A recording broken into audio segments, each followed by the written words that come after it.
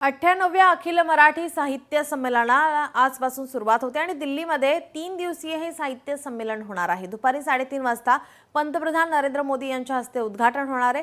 मराठी भाषेला अभिजात भाषेचा दर्जा मिळाल्यानंतर हे पहिलंच संमेलन होणार आहे। 21 ते 23 फेब्रुवारी दरम्यान तालकटोरा स्टेडियममध्ये हे संमेलन भरणार आहे। डॉक्टर तारा भवाळकर संमेलनाध्यक्ष आहेत, तर ज्येष्ठ नेते शरद पवार संमेलनाचे स्वागताध्यक्ष आहेत।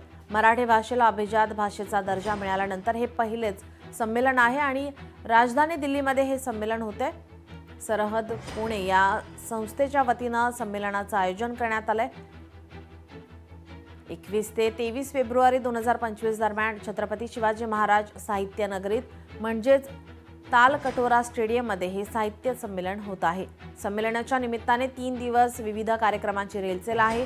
यामध्ये कविता, पुस्तक प्रकाशन, चर्चा, परिसंवाद, मुलाखती असे एकाहून एक कार्यक्रम होणार आहेत।